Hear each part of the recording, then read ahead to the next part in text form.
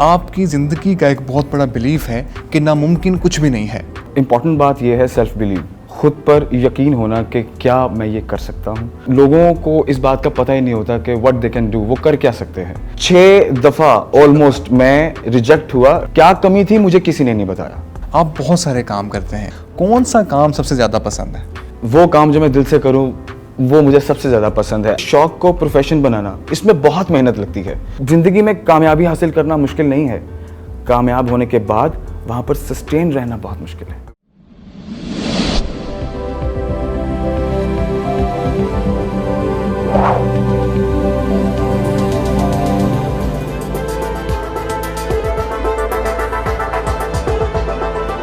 अस्सलाम वालेकुम ख़वातीन व हज़रात, मैं शुएब इमाम एक नई स्टोरी के साथ, एक नए इंटरव्यू के साथ हाजिर खिदमत हूँ। दोस्तों, इस मुश्किल वक्त में बहुत से लोग परेशान हैं, मगर बहुत से ऐसे लोग भी हैं जो उम्मीद की बात करते हैं, मोटिवेट करते हैं, उम्मीद के दिए जलाते हैं, जिन्होंने अपनी ज़िंदगी में ख़ुद भी कई तरह के रिजेक्शंस का सामना किया, मगर अब अपने से नीचे वालों का हाथ पकड़ते हैं और ऊपर कामयाबियों की तरफ लेके जाते हैं। आइए एक ऐसे ही मेहमान से आपकी मुलाकात करवाते हैं जो आरजे भी हैं, एंकर भी हैं, होस्ट भी हैं, एक्टर भी हैं। जी, मैं बात कर रहा हूं राना बॉबी की। आइए आपकी मुलाकात करवाते हैं बॉबी साहब से। बहुत बहुत शुक्रिया सर आपकी तशरीफ़ आवरी का, आपने टाइम निकाला हमारे लिए। आपकी ज़िंदगी का एक बहुत बड़ा बिलीफ है कि नामुमकिन कुछ भी नहीं है। आप इम्कानात की दुनिया में जीते हैं, आप अपॉर्चुनिटीज़ को देखते हैं। लेकिन अगर हम आपकी लाइफ की बात करें तो आप क्या समझते हैं कि आपकी ज़िंदगी में ऐसे कौन से मौके थे जब आपको चीज़ें नामुमकिन लगीं या आपने अपनी ज़िंदगी में नामुमकिन को मुमकिन बनाया हो? देखें, सबसे पहले तो इम्पॉर्टेंट बात यह है सेल्फ बिलीव, खुद पर यकीन होना कि क्या मैं ये कर सकता हूँ। नॉर्मली लोगों को इस बात का पता ही नहीं होता कि व्हाट दे कैन डू, वो कर क्या सकते हैं। ठीक है, हमारे बाप दादा की जो चीज़ें चल रही होती हैं, नॉर्मली जो आने वाली नस्ल होती है वो उसी को लेकर के आगे चलती है। लेकिन इन सारी चीज़ों में रहते हुए व्हाट कैन आई डू, ये फील आ जाना, ये तो बहुत बड़ी इनायत है, अल्लाह की ख़ास देन है, जिन्हें मालूम हो जाए कि ओके मैं ये कर सकता हूँ।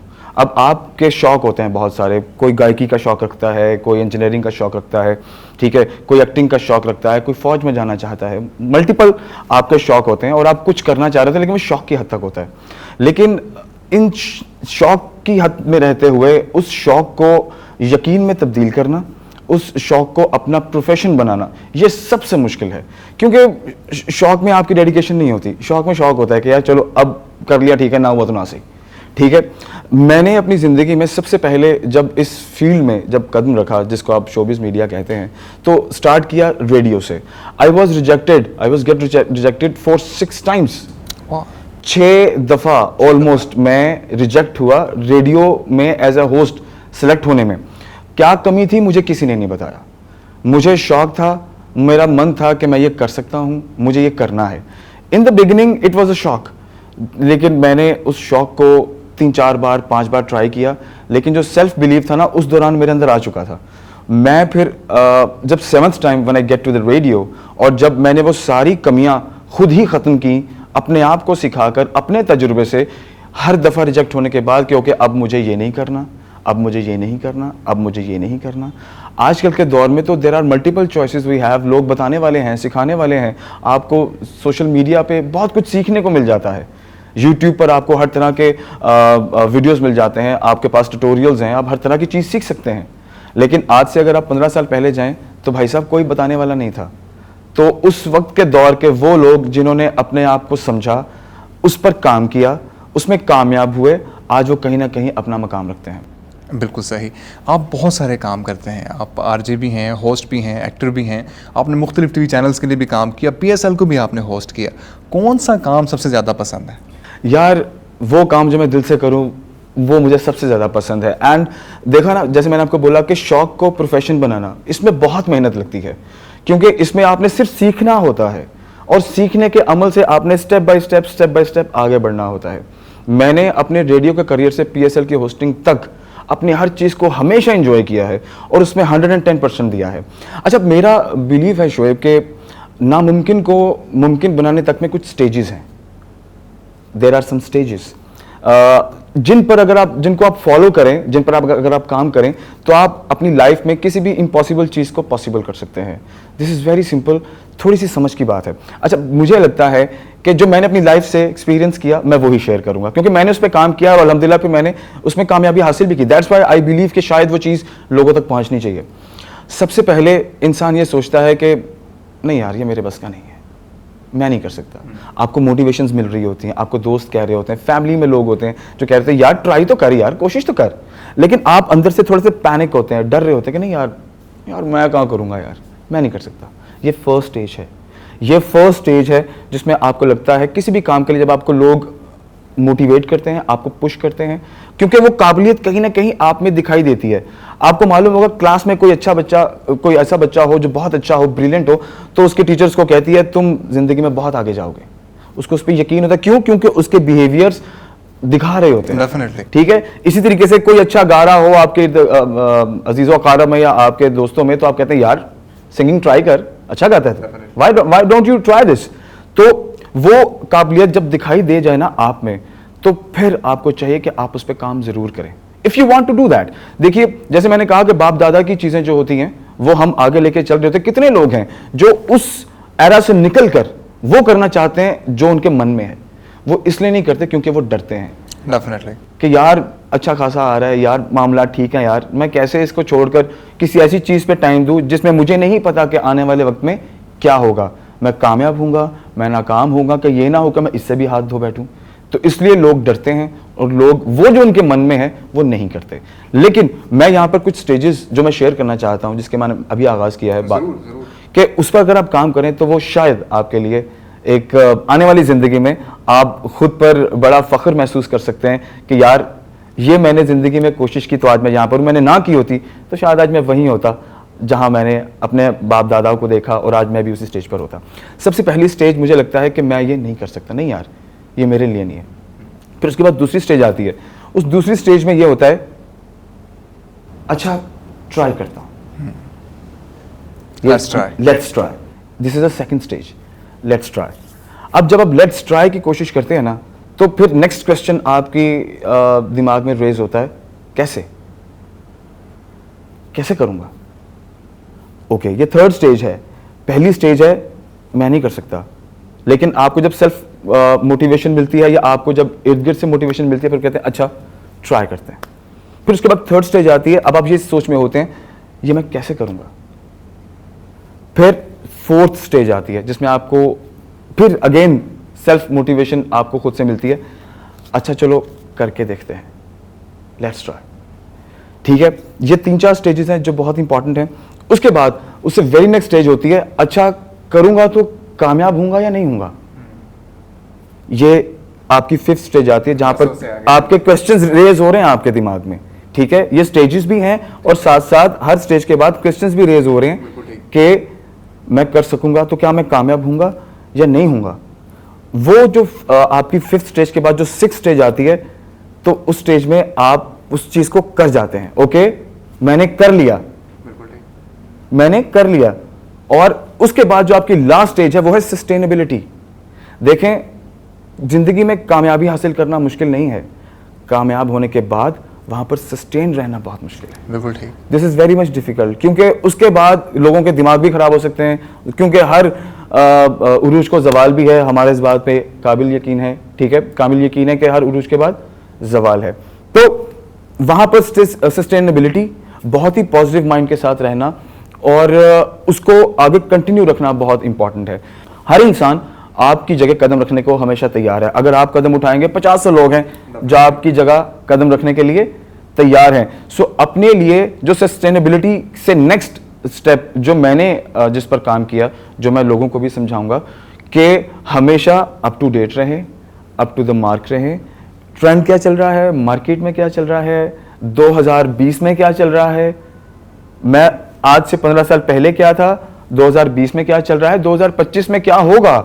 सो अगर आप ट्रेंड्स को फॉलो करते हुए उन सारी चीज़ों को अपने एक्सपीरियंसेस का हिस्सा बनाएंगे, अपने सोच का हिस्सा बनाएंगे, अपने काम करने के तरीके का हिस्सा बनाएंगे, अपने आप को अपडेटेड रखेंगे, तो आप हमेशा सस्टेन्ड रहेंगे और आप हमेशा किसी भी इदारे की ज़रूरत बन के रहेंगे। बॉबी भाई, आपने बात की स्ट्रगल की कि सबसे पहले बंदा स्ट्रगल करता है और चीज़ों से बाहर निकलता है, फिर कामयाबी हासिल करता है, सस्टेन करता है उस कामयाबी को, और एट द एंड फ्रीडम हासिल कर लेता है, उन वसवसों से, उन शकूक व शुबहात से फ्रीडम हासिल कर लेता है। लेकिन एक जो है स्टेप ऐसा भी आता है जब वो खुद कुछ करना चाह रहा होता है, खुद मोटिवेटेड होता है, लेकिन इर्द गिर्द के जो लोग हैं उसकी टांग खींच रहे होते हैं, उस पर स्ट्रेस ले रहे होते हैं, उसको सप्रेस कर रहे होते हैं। इस बारे में आप क्या कहें? यार यही तो मज़े की चीज़ है। अगर आपकी लेग पुलिंग करने वाले लोग नहीं होंगे तो मेरी जान आप पुख्ता कैसे होंगे? डेफिनेटली। देखें, जब कंपटीशन होता है ना तो उसमें अव्वल कौन आता है? उसमें अव्वल वो होता है जो सबसे अच्छी तैयारी करता है, क्योंकि उसको पता होता है कि उसके इर्द 40-50 लोग हैं जो सेम तैयारी कर रहे हैं जो वो तैयार कर रहे हैं।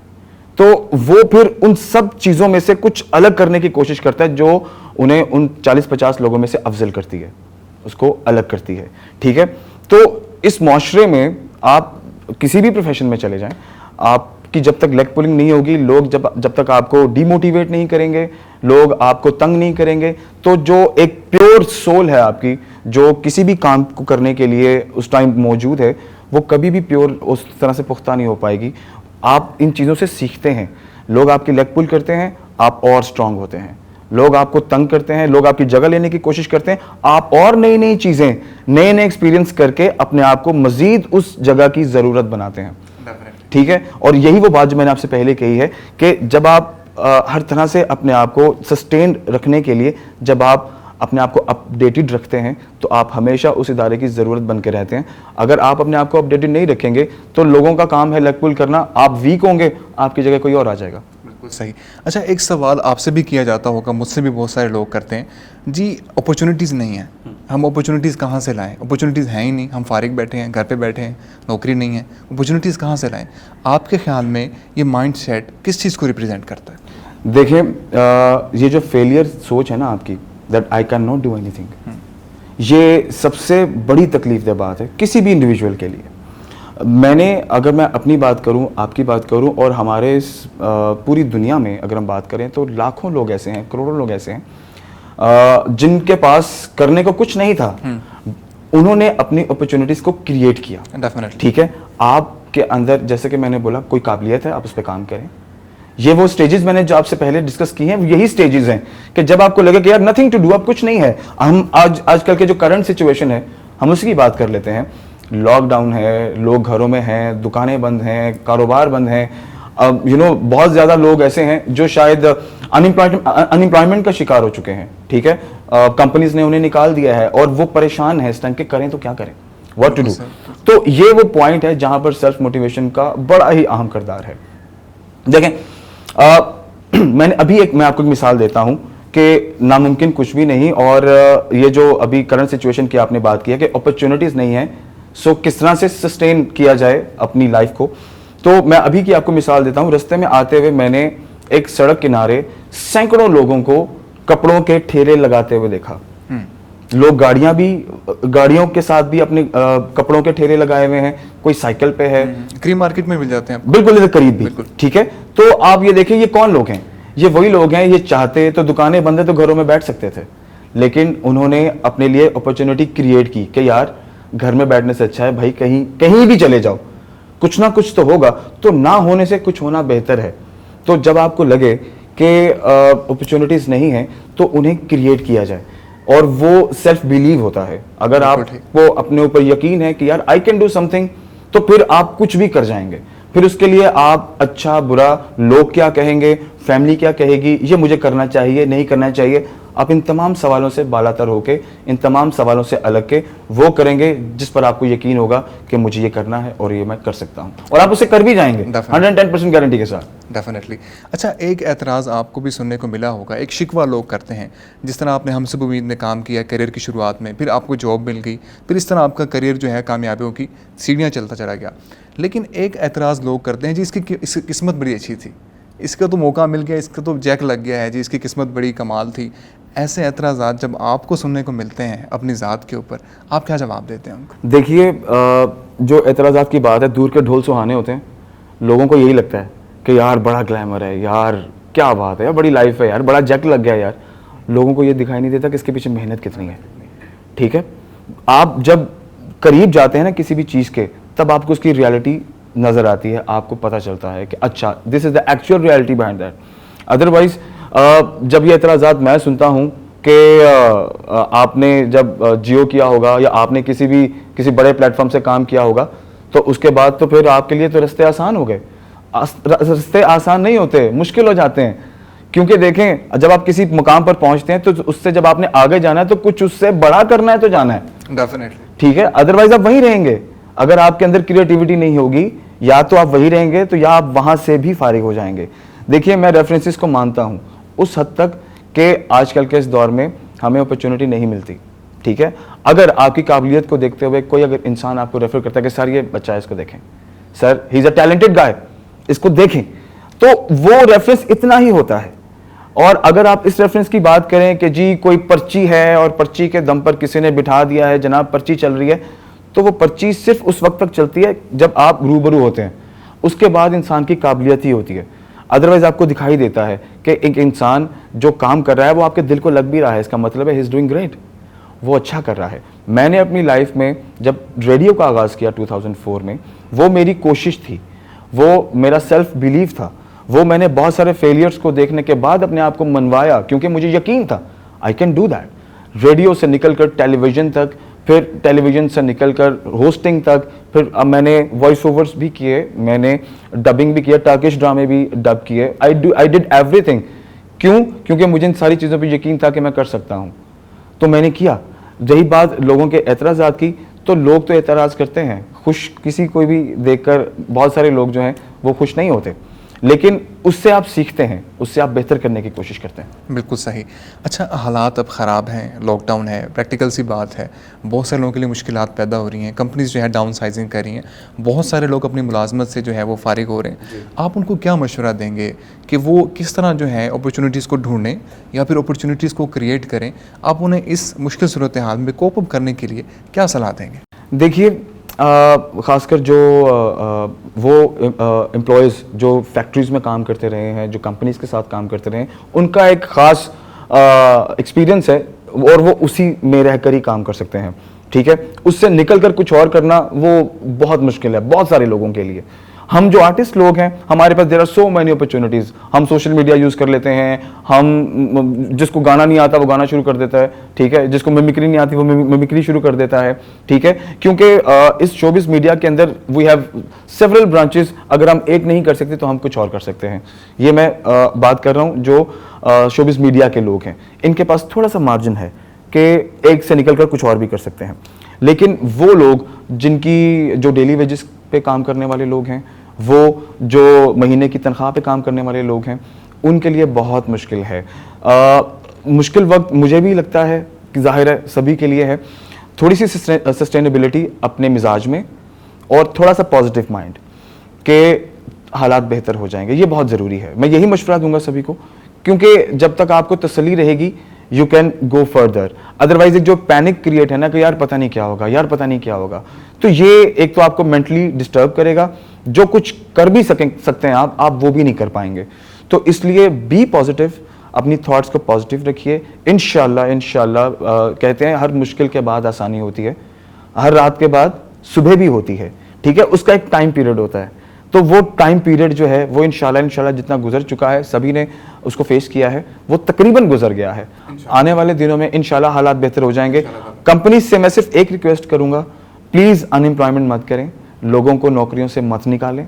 ये बहुत बड़ी तकलीफ है। आप एक पूरे घर को स्टेक पर लगा रहे हैं, पूरी फैमिली के मुस्तकबिल को स्टेक पर लगा रहे हैं। सो ये मेरी रिक्वेस्ट है कि आप अपने एम्प्लॉयज़ को थोड़ा सा रिलीफ दें, उनको अपने साथ लेके चलें। जिन्होंने आपके साथ 10 साल 15 साल 20 साल काम किया, आपकी कंपनी को आज इस मकाम पे पहुंचाया, उसको एक नाम दिया, तो आपकी जितने भी आपके वर्कर्स हैं वो डिज़र्व करते हैं कि इस मुश्किल वक्त में आप उन्हें साथ लेके चलें। तो ये रिक्वेस्ट है मेरी कंपनी से कि प्लीज़ आप अपने वर्कर्स को साथ लेके चलें, उन्हें अपने से अलग मत करें। ये बहुत बड़ी तकलीफ है और ये बहुत बड़ा प्रॉब्लम है जो कि किसी भी एम्प्लॉय को फेस करना पड़ सकता है आने वाले दिनों में। इस तरह अच्छा बॉबी भाई, आपकी पर्सनैलिटी तो वैसे बड़ी चार्मिंग है, अट्रैक्टिव है, लेकिन इसमें एक चीज़ जो है वो बहुत वाज़ेह है, वो प्रोमिनेंट है, वो आपकी आवाज़ है। तो ये आवाज़ जो है आपने प्रैक्टिस करके ऐसी बनाई है, गॉड गिफ्टेड है या कोई और कमाल है? देखें हर चीज़ कहते हैं ना, practice makes the man perfect. तो हर चीज़ प्रैक्टिस मांगती है। मैं अगर आज से 10 साल पहले अपने आप को देखूं तो आई वॉज लाइक, इससे मैं बहुत हल्का था, आवाज़ बहुत इमेच्योर थी, और वो पुख्तगी जो मुझे आज अपने अंदर महसूस होती है, जो मुझे अपने लफ्ज़ों में महसूस होती है, जो कॉन्फिडेंस मुझे आज महसूस होता है आपसे बात करते हुए या किसी से भी बात करते हुए, वो आज से 10-15 साल पहले नहीं था। तो जब आप चीज़ें एक्सपीरियंस करते हैं, जब आप प्रैक्टिस करते रहते हैं किसी भी चीज़ की, तो उसमें पुख्तगी आती जाती है, उसमें आप कॉन्फिडेंट होते चले जाते हैं। यही चीज़ अगर आपको आज मेरी आवाज़ में महसूस हो रही है, तो ये मेरी आवाज़ नहीं है, दिस इज़ माई सेल्फ। ये मेरा अंदर है, ये वो बॉबी है जिसने ठोकरें खाकर, जिसने रिजेक्शंस को फेस करने के बाद, जिसने नाकामयाबियों को फेस करने के बाद अपने आप को इस काबिल बनाया कि आज वो एक कॉन्फिडेंट इंसान है। आज वो जो करना चाहे वो कर सकता है, क्योंकि उसने ज़िंदगी के उन तमाम थपेड़ों को देखा है, उसने ज़िंदगी की तमाम फेलियर्स को देखा है जो नॉर्मल लोग देखने के बाद स्टेप बैक कर लेते हैं। लेकिन मैंने अपने आप को रोका नहीं, मैं हमेशा आगे बढ़ता रहा, और आज अगर इस मकाम पे हूँ तो वो सिर्फ मेरा सेल्फ बिलीफ था, कोई रेफरेंस नहीं था। वो हर चीज़ जो आज तक मैंने अपनी ज़िंदगी में की है, वो सिर्फ मैंने सीखने के बाद, उस पर प्रैक्टिस करने के बाद, उसमें कामयाबी हासिल करने के बाद की है। तो this is like what I am in the front of the people. So मैं यही कहूँगा, ज़िंदगी में जो भी करना है आपको, वो आप करें, ज़रूर करें। एक सेल्फ बिलीव रखें अपने अंदर, yes I can do this. आपको किसी की मोटिवेशन की ज़रूरत नहीं है, आपको किसी रेफरेंस की ज़रूरत नहीं है, आप खुद अपना रेफरेंस हैं। जब आप किसी चीज़ में परफेक्ट हों, वो ऑटोमेटिकली पूरी दुनिया के लिए एक बहुत अच्छा रेफरेंस बन जाता है। डेफिनेटली। बॉबी भाई, आपके अंदर ना एक मोटिवेशनल स्पीकर छुपा हुआ है, तो क्या आपने शाहजी को सुना है, उनसे कोई इंस्पिरेशन ली है? बेशक, इसमें कोई डाउट नहीं है। कासिम अली शाह साहब के साथ बहुत खूबसूरत ताल्लुक़ है। वो ताल्लुक़ एक बोलने वाले का एक सुनने वाले के साथ का है, जो कि बहुत ही स्ट्रॉन्ग है। देखिए, हमें लोग सुनते हैं जब हम रेडियो पे बोलते हैं, हमें लोग सुनते हैं जब हम टीवी पे बोलते हैं, ठीक है, बट शाह जी की बहुत सारी ऐसी बातें हैं जिनको मैं अपने अंदर अप्लाई करता हूँ। जो कॉन्फिडेंस उनके अंदर अगर आपको बात करते हुए दिखाई देता होगा, तो वही कॉन्फिडेंस आपको मेरे अंदर भी दिखाई दे रहा होगा, ठीक है। आपको मेरी आंखें हेजिटेट करती हुई दिखाई नहीं दे रही होंगी, मेरे मिजाज में कोई शिवरिंग नहीं होगी, ठीक है। I am very much confident. तो ये कॉन्फिडेंस जो है कहीं ना कहीं शाह जी से ही मैंने लिया है। उनकी थॉट्स, उनकी बातें, जिस तरह से वो मोटिवेट करते हैं। एंड मुझे एक बात बहुत अच्छी लगती है शाह जी के मिजाज में, और जो मैं अपने ऊपर अप्लाई करता हूँ, और मैं यही कहूँगा कि आप सब भी उसे अपने ऊपर अप्लाई करें, तो बहुत अच्छा चेंज आप फील करेंगे। ही ऑलवेज बी नेचुरल। वो हमेशा नेचुरल होते हैं, वो बात करने के अंदाज में, वो अल्फाज की अदायगी में, आप देखेंगे उनके जो बॉडी लैंग्वेज है, उनके जो फेस एक्सप्रेशंस हैं, वो बड़े नेचुरल होते हैं। He is very easy man. वो बहुत आसानी से हर बात को कर रहे होते हैं, ठीक है। और यही चीज़ मैंने अपनी ज़िंदगी में की है, और जब मैं उनको देखता हूँ वो और स्ट्रांग होती है, ठीक है। और यही मैं देखने वालों को भी बोलूँगा कि आप भी अपनी ज़िंदगी में जब भी जो करना चाहें, जब बोलें, तो बी नेचुरल। जितना आप नेचुरल रहेंगे, उतना ही लोगों को अच्छे लगेंगे। बहुत बहुत शुक्रिया आपकी तशरीफ़ आवरी का, आपने टाइम निकाला हमारे लिए। मैं उम्मीद करता हूँ हमारे नाजरीन ने इस गुफ्तगू से ज़रूर उम्मीद ली होगी। इंटरव्यू देखने का बहुत बहुत शुक्रिया।